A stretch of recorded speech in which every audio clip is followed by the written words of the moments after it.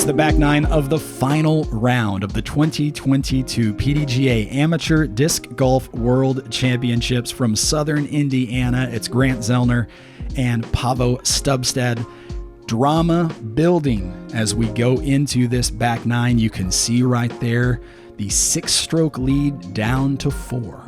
Ilkin charging, getting, I believe, 5 birdies out of the last 6 holes on the front 9. He really wants to win this event, and Mathew has been playing solid golf. We see him here as well. They both have a chance to chase down Paul, who has also been playing solid all weekend.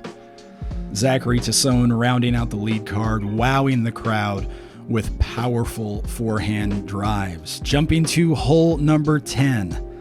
Playing downwind 327 feet, this par 3 with a Mando on the right, out of bounds, the length of the hole on the left, which pinches in very close to the basket, as you can see right along that tree line. The Mando makes this hole really interesting to me. If the Mando wasn't there, it would just be another Stockheiser around the trees to the right, but the Mando makes it a tricky shot. You have a couple of different windows you can go for there, both with low ceilings.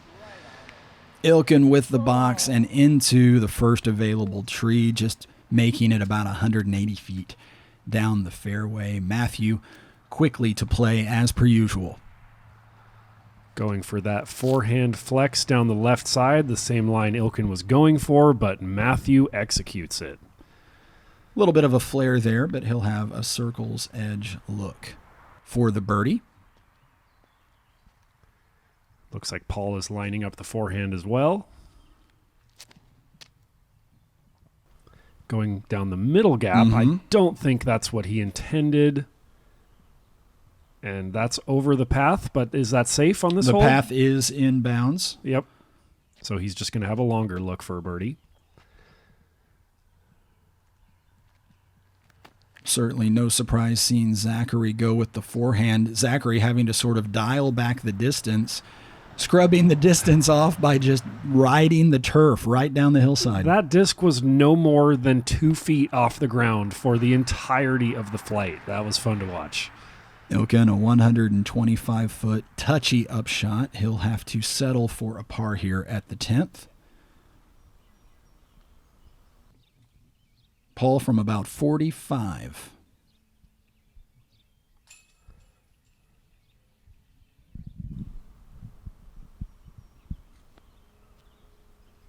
Oh, just left on that one. Never really on line there. Mathew from about half the distance that Paul just putted from. Same angle. Yeah, just a little low on that one. He looked at his hand. There could perhaps be some grip issues. Today was maybe not quite as hot as day one, but it was more humid, which leads to more grip issues out there. Yeah, thunderstorms would come in following the round just after dark, so humidity definitely building across the region as if it weren't already humid enough all week long. I got to say, it was generous of the thunderstorms to hold off until the end of a 5-day event. Very generous of Mother Nature.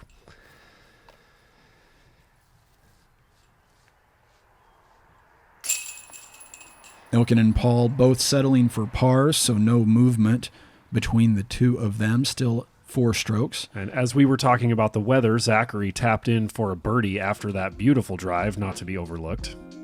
We'll get another look at this drive. Watch the action of this disc as it meets the ground, but never digs in. I mean, looking at the angle of that in slow motion, it's hard to believe that that didn't hit the ground.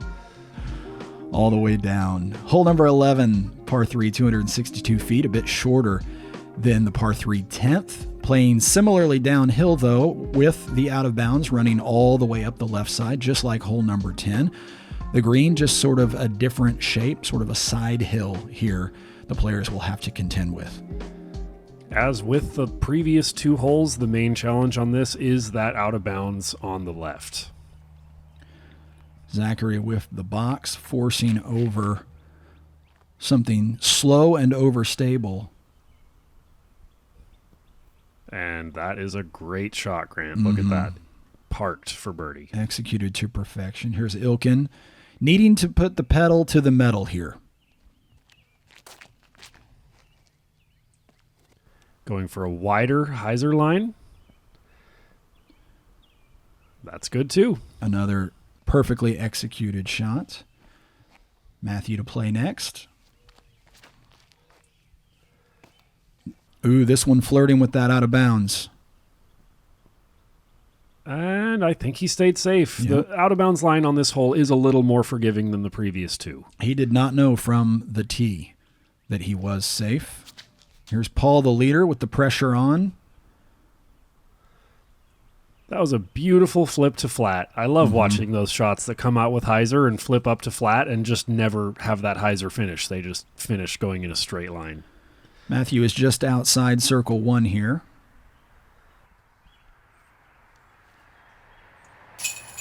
There's that step putt, or just a putt in that case. Yeah. I don't know why I said step putt. Maybe going away from the step putt as he's been missing just a little bit low throughout most of the round. Yeah. Well good executed. choice. Here's Paul from about 35 up the hill. Ice in his veins. Knowing that his closest competitor is so near the basket.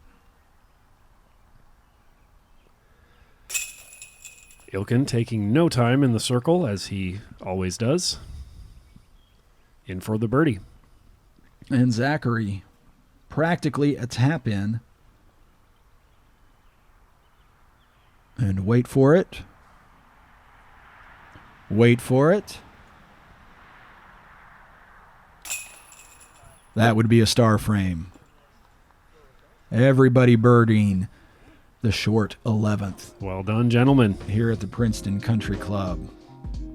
A quick look at the longest of those 4 birdie putts. Beautiful balanced form. A good tip for those wanting to practice your putting, see if you can hold your finish all the way until the disc settles into the bottom of the basket. I do that frequently in my driveway. We turn back into the wind here at the 12th, a par 3, 356 feet, playing over a bit of a ridge and then down sharply enough that the players cannot see the top of the basket from the tee pad, so everything kind of done by feel.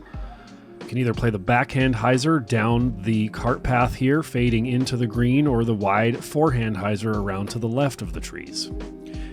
And while the wind is not a significant factor, I am mentioning whether we're playing into it or away from it, just because occasionally it would gust just enough to cause an issue. Oh, don't flip that much.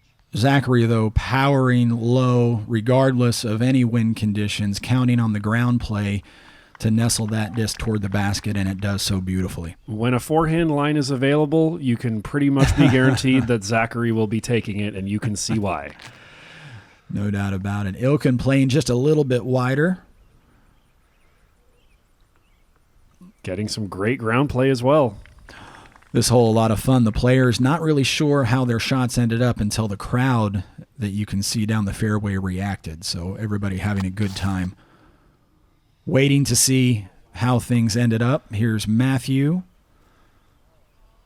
Everyone playing that same forehand line around to the left. No one likes my backhand line down the cart path. Yep. Paul doesn't like it either.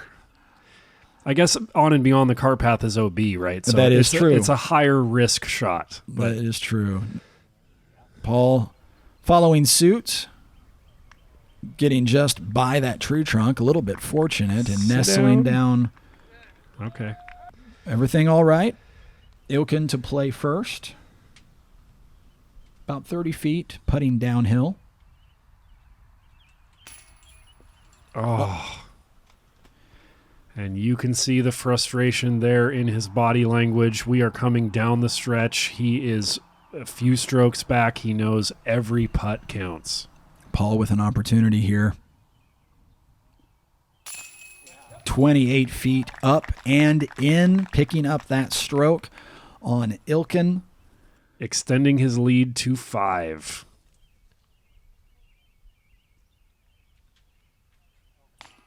Zachary off the edge of the basket and getting a little bit of a roll away there. Not too bad, but leaves a putt of similar distance now to save par.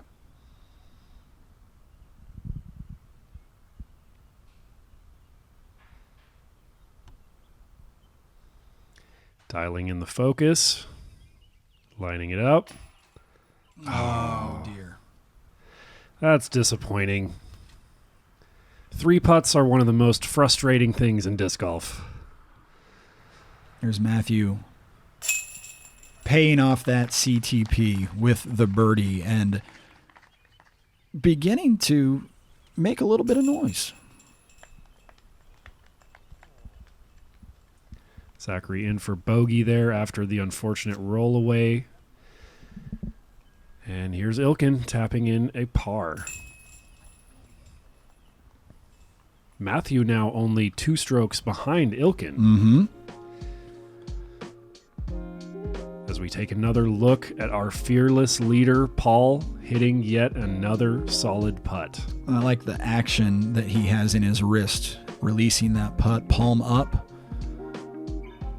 Reminds me a little bit of Matt Bell. Yeah, And sure in does. fact, in general, he kind of reminds me of like a younger version of Matt Bell in his gameplay. Hole 13, 312 feet, uphill, par 3, out of bounds, immediately there to the right and short. So this sort of a tight green and an awkwardly sort of shaped green at that. Yeah, there's not a lot of room in front of the basket that's safe, but then if you play long to avoid that, you have a comeback putt at the OB. Mathew playing first. Oh my goodness, that hit front cage just a few inches higher and we would have seen an ace. Let's take another look at that from our catch cam. Very consistent form. That's a hallmark of Mathew's game. I believe he said he threw a Sexton Firebird on this shot. Man, that was so close to be going in. Inches away. I think Mathew has definitely entered the chat at this point. Paul now stepping up, knowing he's just picked up a stroke on Ilkin. And actually hitting the front of the cage like that for Mathew, he was also fortunate to not roll back into the OB and stay parked for birdie, because often cage hits with that kind of speed will result in rollaways. Oh, no. Yeah, Paul getting that disc up into the little bit of wind that I mentioned before, and it was enough to knock short. So now we've got Ilkin with an opportunity to get that stroke or maybe more back. See if Ilkin can get in the circle here. Virtually identical to Paul's mistake. Man, that's got to be so frustrating for Ilkin, seeing the door of opportunity open when he thought it might be closing, an opportunity for a 2-stroke swing coming down the stretch, and then to make the same exact mistake as Paul.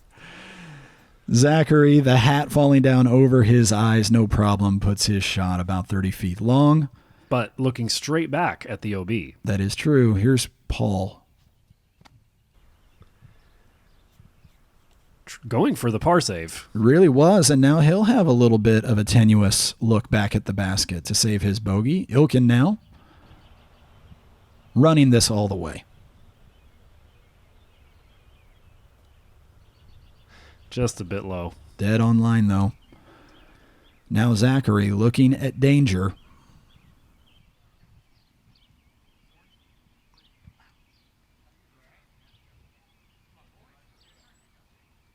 Much like Austin that we saw in previous rounds, Zachary goes through his routine on every putt. Just a little bit short there. Here's Paul with the pressure on. This man doesn't feel pressure. He certainly didn't this week. In for that bogey. A good save for bogey here. While Mathew cards the birdie. 2-stroke swing on both Paul and Ilkin. And things getting interesting here.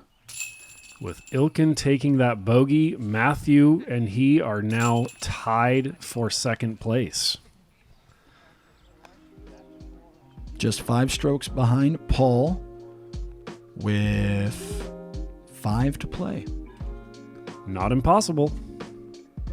Especially on a course like this with out of bounds looming on most of the remaining holes. Yes, including the very dangerous 15th. As we take one more look here at Mathew's near ace, man.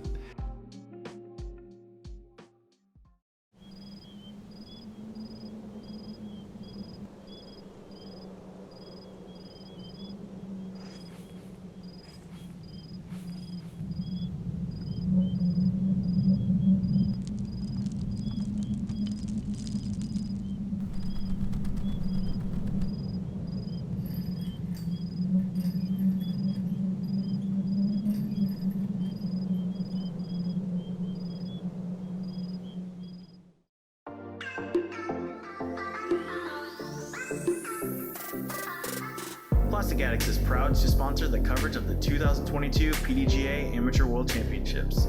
Use code 22AMWorlds to get 10% off store-wide from now until the end of July. Orders over $70, ship free. Thanks for choosing Plastic Addicts.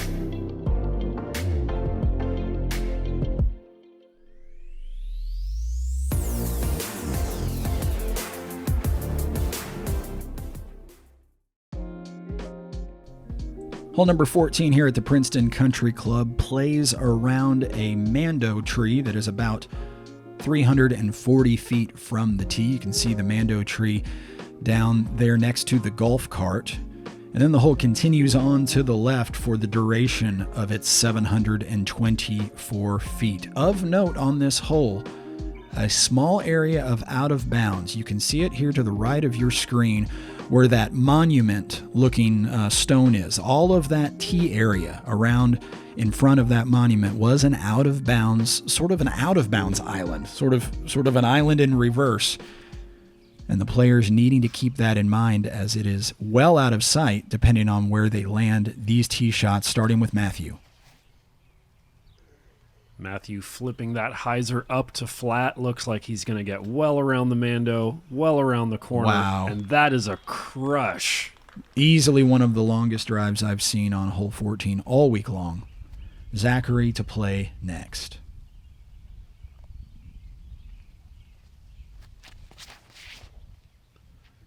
Another 1,000 rated hat catch. And a solid looking shot to boot around the corner.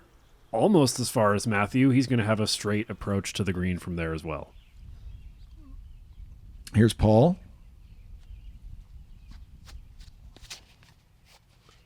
Oh, knew it out of the hand. Yeah, he grip locked that a little, overturned it a little. He's still going to have a straight approach to the green, but he's not going to be able to see anything from behind that hill there, so pretty tricky. Ilkin with a little bit of an opportunity. Likes this out of the hand, but catches the branches on the mando tree and deflects the wrong way around the mando tree. That is really unfortunate. He was absolutely shocked at the way that shot ended up. He liked it out of the hand. Now Paul, as you can see, forced to throw so nose up that the basket probably all but inaccessible. Oh, and he is challenging that out-of-bounds area you talked about, and he lands in it. As I said in round one, it's not common to see ball golf tees be out of bounds. It's a little strange.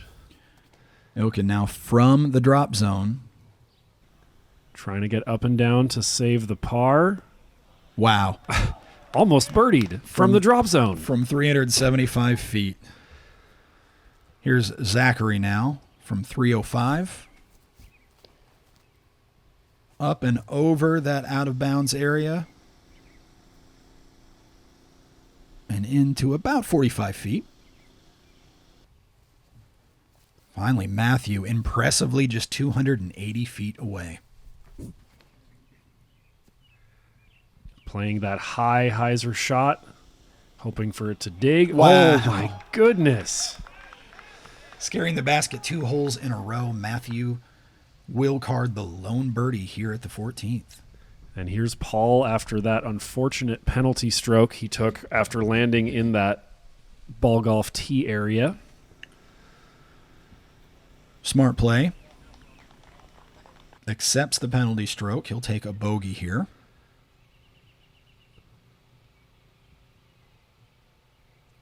So actually, Ilkin, despite missing the mando, is going to take a stroke on Paul because I think he's going to be saving his par. Surprising things happening here on the 14th.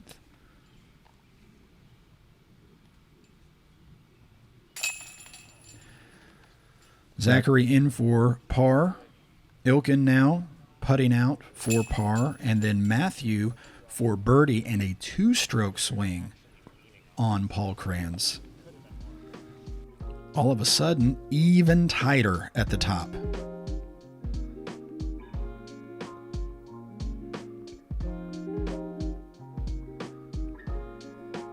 Mathew with very smooth form. This the dangerous 15th I mentioned earlier. 478 feet, just a par 3. It measures 478 because of the way you have to measure a sweeping dogleg like this. Probably doesn't take anywhere near that distance, both because of the shape and because of the steep downhill, particularly here at the end. However, you can cut things too tight on the left with out of bounds. The road on the right there, that path, also out of bounds. And of course, the ponds just long of the basket, out of bounds. And you can also see some stakes around the green with additional out of bounds. Wow. So you could even go out of bounds long without going into the water. This is an extremely difficult par 3 to get a birdie on. Mathew suddenly just 3 strokes back. Throwing that high hyzer, as one must do on this hole. Getting some good ground play. A little bit of a roll in the wrong direction, but that won't hurt too much. He's going to have a long look for a birdie. About 65 feet to be exact. Here's Zachary.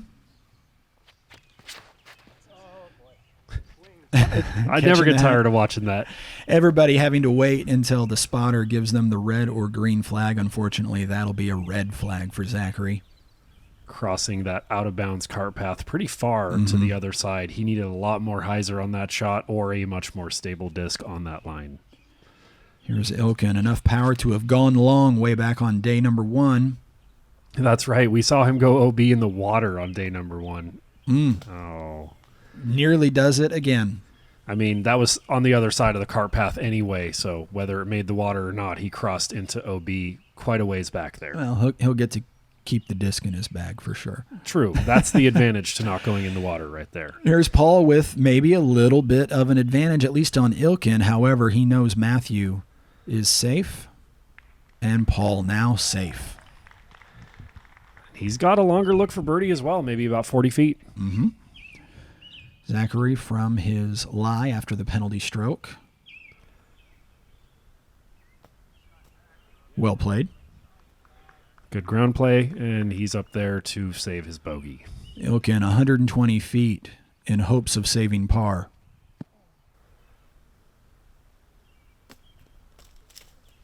Oh, fortunate to stay in bounds there. Ooh, yeah, that really shows how tight the OB line is around this green on an already challenging hole. All right, Mathew's been on a tear lately, has narrowed the gap to just 3 strokes from 65.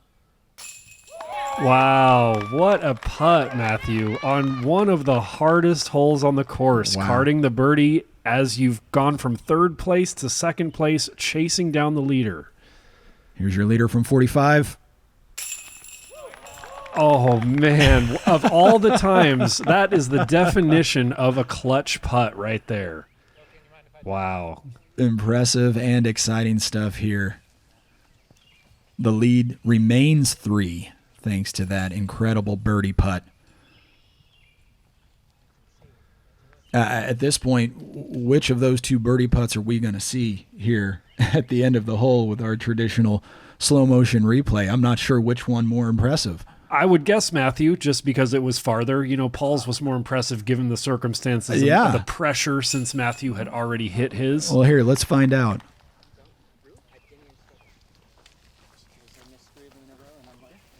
The tension is killing me.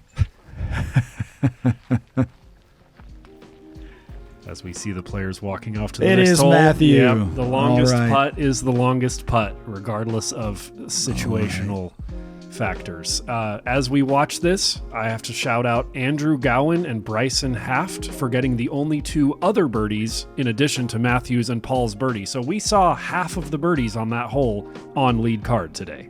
That seems somehow apropos. Hole number 16, 376 feet. One of the tighter holes here on this course at the Country Club because the golf fairway in this case plays out of bounds, as does the cart path on the right. So the fairway long and narrow, pinching in even tighter right around the basket. Starting things off with Mathew. An opportunity here to really put the pressure on. And as you can see by his scorecard at the bottom of your screen, he has gotten 5 birdies in a row, which includes some very difficult holes.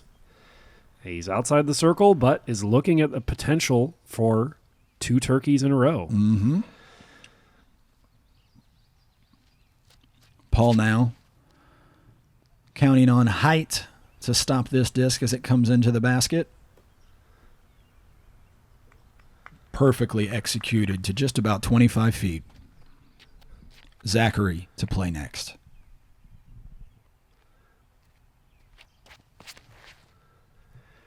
Zachary with a hyzer line out to the right as well, skipping it up there. He's going to be a little bit short, but he'll have maybe a 40-footer for birdie or so. And now Ilkin with really nothing to lose at this point. 6 strokes back with 3 to play. Wow, he challenged that tree, but it made it around. That's some unfortunate ground play, and he finds himself OB in that ball golf fairway. Looks like his chances of taking this event down are pretty much gone. But this man, on the other hand... 60 feet up the hill. Just low. Just off the front of the basket, as many of his step putts had been today. Moving over now to Zachary. He's about 50 feet out.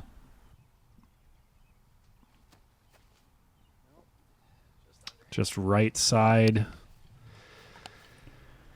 And now Paul from... we're back over to Ilkin now, having taken his relief off of that out-of-bounds line.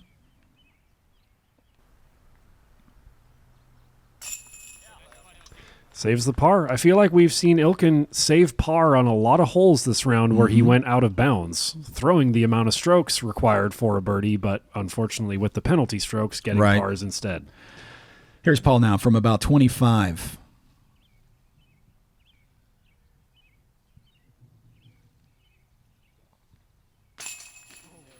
Oh, just over the cage. That putt may have, I don't want to say it slammed the door, but that putt most definitely shut the door. Yeah, since Mathew missed his birdie attempt, that is now going to put Paul 4 strokes up with 2 holes to play. Something's going to have to go pretty wrong for Mathew to have a chance at this point. But hole 18 is a very long par 5, which is the type of hole you might see multi-stroke swings on. Not only that, as we watch Paul hole out here and see just how close this putt was to not falling for him, we move on to the 17th here, which is a hole that we've seen a lot of unusual things happen on. It's just 326 feet long.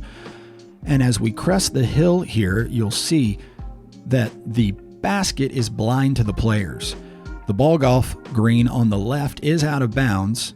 Everything to the right and long is not out of bounds, but the hillside so steep, we have seen players more than 200 feet beyond this hole due to rollaways. Strange things happen here on the 17th. You really got to play those angles coming into the green to minimize the chance of a rollaway. Of course, in disc golf, anything can happen. Paul playing the forehand hyzer out to the left, clipping that tree, but at this point in the game, he's going to be content to lay up and par. Yeah, I think that shot likely to give him about a similar distance for his second shot, regardless of where it landed. Here goes Mathew. Playing the backhand hyzer down the right side, getting... Oh, I thought he was going to get just around the tree that Paul hit. Oh, look at this. My goodness. Down the cart path, turning over, and there it goes, down into hole 3's fairway. Yep. Across the second cart path. None of that's out of bounds, though. It is about 200 feet away, though, believe it or not. Zachary stepping up now. Going for that forehand hyzer line.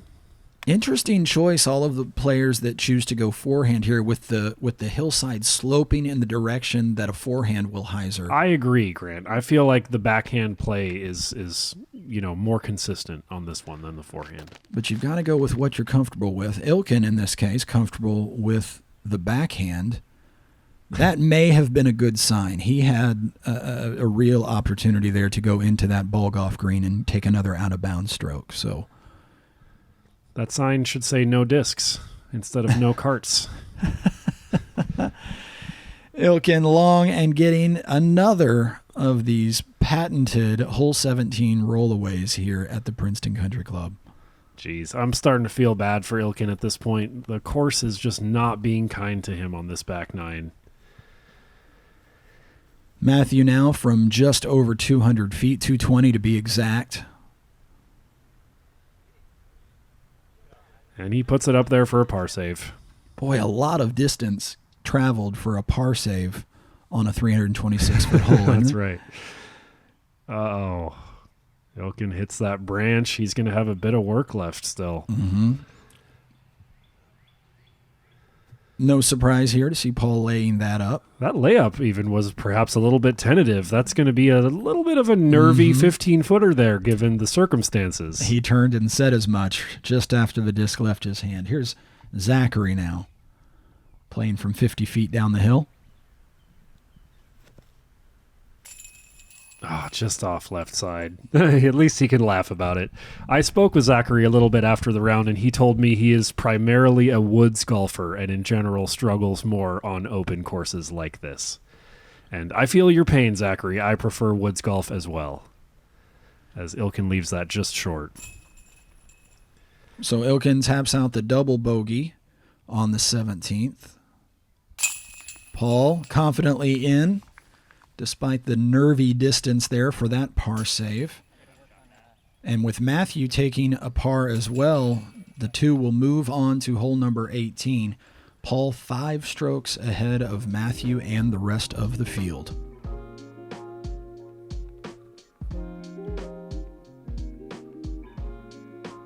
The hat stayed on. It did. A final look at Zachary's forehand form. It's only a 320-foot hole. He wasn't throwing as hard. This, a much longer hole than that, 1,127 feet. We're finishing things off here on the 90th hole of this championship with a par 5, playing up the hill, then steeply down to a couple of different low-lying areas before players have a decision to make. Do you test the water carry, or do you lay up short of the water and concede, probably giving yourself no better than par? It's all going to depend on those first 2 shots from our competitors here on the final hole of this long and grueling Amateur World Championships. Of note, the big bushy evergreen there on the right now, the right of your screen, about 300 feet from the tee. Paul getting that flip to flat, flying straight down the center of the fairway, not challenging any obstacles on either side. That is perfect placement. A 420-foot drive on his final hole of the championship. Here's Mathew. Mathew really putting a lot of Wow. power into that, turning catch Cam Keenan around. Catching the downslope, 500 feet. 500 feet, considering the uphill that you see here off the tee, it probably required at least 550 feet of power for Mathew to get there. Impressive. Oh, There goes the hat. He on the final hole. Is that the first time we've seen him fail to catch the hat when it fell off all round? it might be. Nevertheless, 400 feet for Zachary's final drive of the championship. Here's Ilkin Groh, who, by the way, won the distance competition in the field events last weekend. Oh, I'm not too surprised with shots like that right there. Not only does he have the power, but he really has that distance line dialed, that high hyzer flip that gives the disc a lot more time to get that full S-curve. 475 feet to be exact for Ilkin Groh. Here's Zachary now to play first.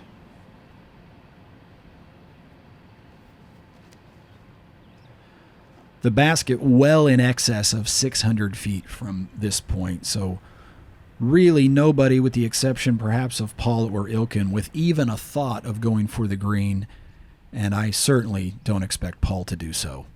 I mean, I don't imagine we saw any players go for the green on their second on the hole this long with the uphill. I have to guess it happened at least once at some point, but you're right.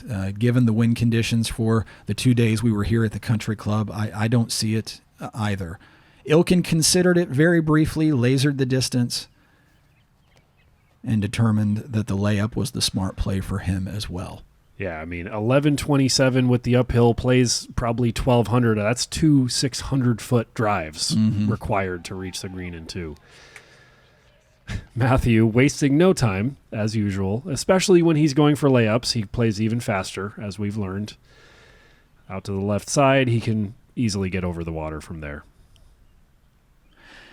Yeah, that's a good point. The water carry, no guarantee unless you place this upshot with a lot of precision. Here's Paul now. Still 330 out.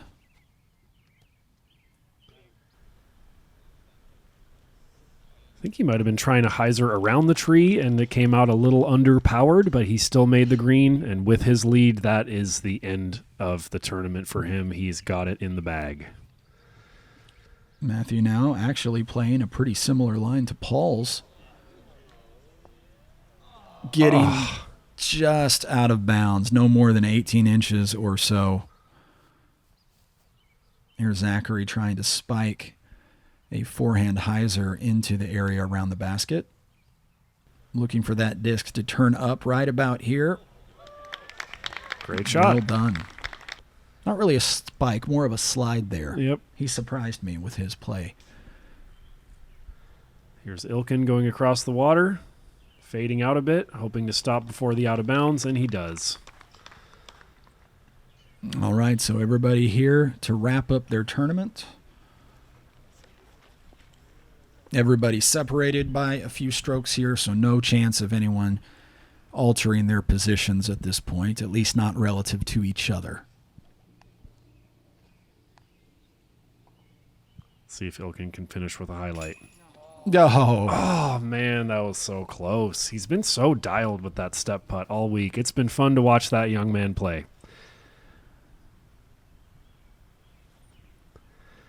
Paul wants to make this, despite not needing to make it. He still wants to end on a highlight putt. and once again, off the edge of the basket. Doesn't really matter, though, with the lead that he is sitting on. Mathew from 30 feet here. Hoping to save a par after that out-of-bounds stroke. And he does. Perfectly into the bottom of the basket for Mathew. He had a very impressive World Championships.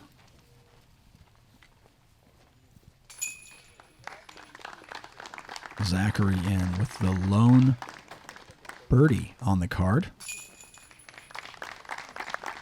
Ilkin with the par, and here is the man of the hour, Paul Krans, tapping in for the win. 17 years old, runner-up just a couple of weeks ago at the United States Amateur Disc Golf Championships. Now a world champion. Amateur Disc Golf World Champion, presented by Toyota, Paul Krans.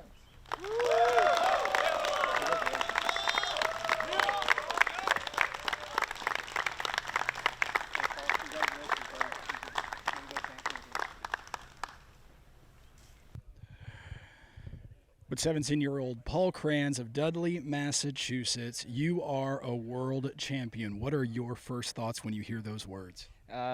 Amazed. I mean, I knew I wanted to come in and win this tournament, but just to pull it off and finish strong feels good. Let's go back to this morning. You had to sleep on a lead. Did you have any trouble getting your mind prepared for the final round? Yeah, I was nervous. I mean, 6 strokes is a lot, but I know Ilkin and Mathew, they're really good. They were making I knew they were going to make a push and make it tough on me today, but I was nervous, definitely. What was your game plan for the day? Were you playing match play, watching what Ilkin and Mathew did and determining your decisions off of that, or were you playing to a game plan that you've had set all week long? I was definitely sticking to the game plan. I know, I mean, there's really no holes to really lay up on, so you want to go for birdie on all of them and just stick to the game plan from when you first practiced it. At what point, and I'm guessing it might have been the 18th tee, at what point did you have the realization I'm about to be a world champion? After my tee shot, because landing in the middle, that's all you really need. Yeah, 420-foot tee shot there on the last hole certainly put a statement on the end of your tournament. Do you have any final thoughts in terms of the people that helped you get here? Yeah, I mean, they helped me. They helped me. My dad caddying made my back a light load. I didn't have to carry my bag at all. It made it much easier. What are your next plans now that you've won a world championship as an amateur? Head back home and rest. I got more tournaments, but they're local C tiers. I don't have any other travel plans. All right. And you will be playing in the PDGA Champions Cup next year. Awesome. That's awesome. That's Paul Krans. He's a world champion. It was a pleasure getting to spend a majority of my week around that family right there. You saw just behind Paul there, his dad, who acted as his caddy, Paul's mom following along in the gallery. A well-supported player, no doubt part of his success story here at the Amateur World Championships. It has indeed been really fun to watch him and Ilkin and the rest of the competitors all week long here at the Amateur World Championships. Congratulations once again to Paul Krans, champion at just 17 years old.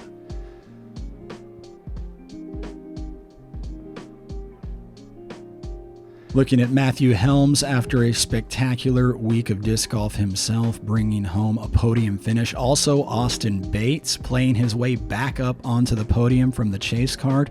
And Aiden Scott, no stranger to high finishes at World Championships. The future is bright for all of these names. What a fun week it has been, Grant. I've enjoyed my time here commentating with you as much as I've enjoyed my time watching these promising up-and-coming young players. I'm sure we'll see many of them in the Open Division as they mature and get older. No doubt about it. We're just beginning the major season here at the PDGA. Lots of major championships coming your way in the coming weeks. Make sure you are subscribed to the PDGA here on YouTube for all your coverage of PDGA disc golf action in 2022.